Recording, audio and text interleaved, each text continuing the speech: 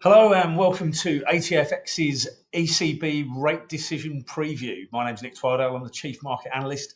And as always, we're going to be taking you through what the market's expecting from the European Central Bank in terms of rate decisions, where there's some opportunities into trade in the market, and where we think things can go on a long-term basis as well. So without any further ado, let's get into it. ECB, now, European Central Bank, they've been on the front foot in terms of rate cuts over the last year or so, probably not quite as much as their close neighbours, the Swiss National Bank, but certainly they've got ahead of the game, or they like to think they're in quite a good place. We've seen 8 rate cuts from them in just over a year, and we're now sitting around the 2% level. I think it's 2.15 on that base rate. And now we're anticipating a bit of a pause this week from the ECB. So obviously major factors for European central banks, and of course central banks across the globe, have been US tariffs, US trade deals, and the EU is massively in focus at the moment.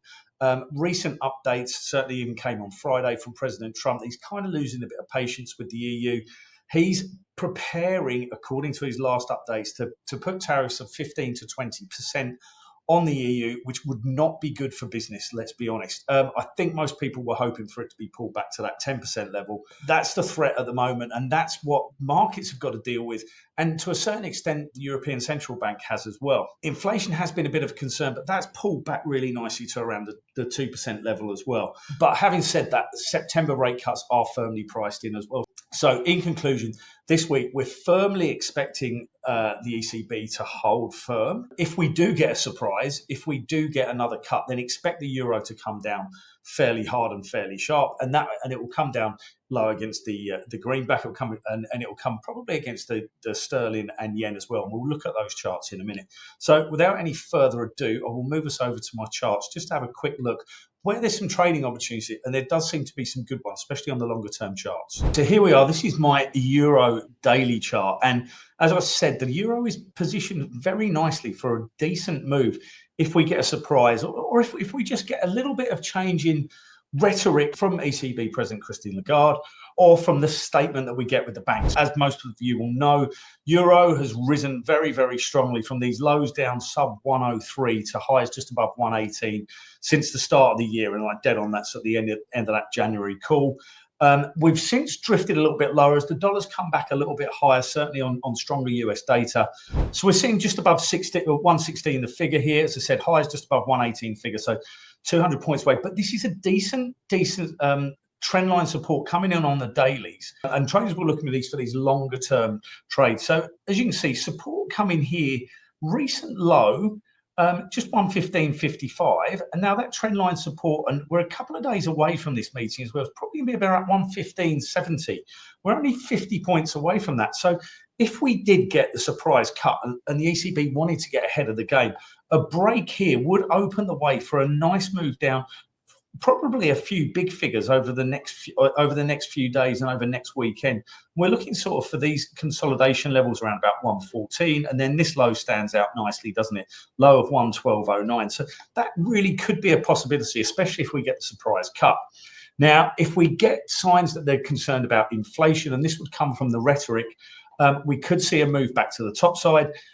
Resistance coming in just around that 118 level. Obviously, we're going to be looking at that high was 118.29. A break further north of that would take us, that's a key strike level, obviously 120, could take us up there and open the way for bigger moves. Obviously, longer term trades, we're going to be looking at that dollar side of the equation as well. Euro sterling, which is the most heavily traded cross in the world in foreign exchange. And as you can see, euro's appreciated very strongly against sterling as well. So we've hit a higher here this year. There you go, 89, just under 87. And we're sitting only 40 odd points away from that now. Similar story, probably, and this is where you've got two options with this euro trade.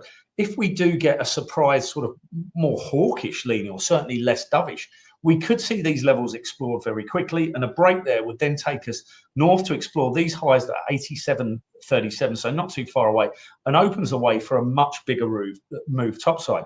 Conversely, of course, that surprise cut would take us down to look at these lows that we've got there at 86.34, not too far away. We'd probably be looking to draw some sort of trend lines coming in here.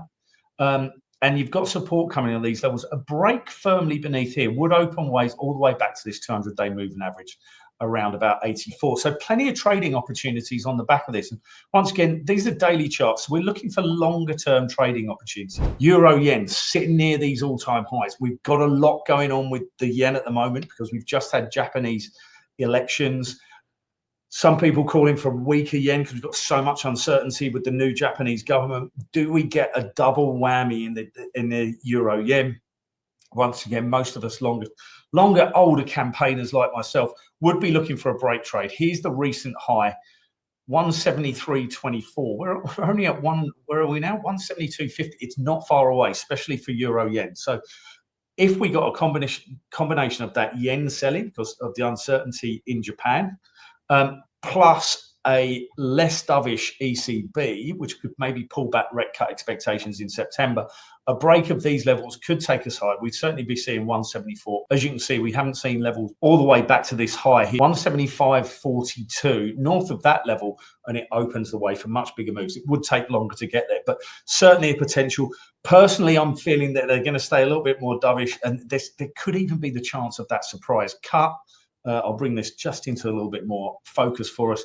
And then we see euro yen retreat. Obviously, if that comes in line with some yen buying, it does open the way for some moves all the way back here. But the trend is certainly up in euro yen, it's up in euro, and it's up in euro sterling. So if you're trend following, you're probably going to be looking for breaks of these quite close technical levels.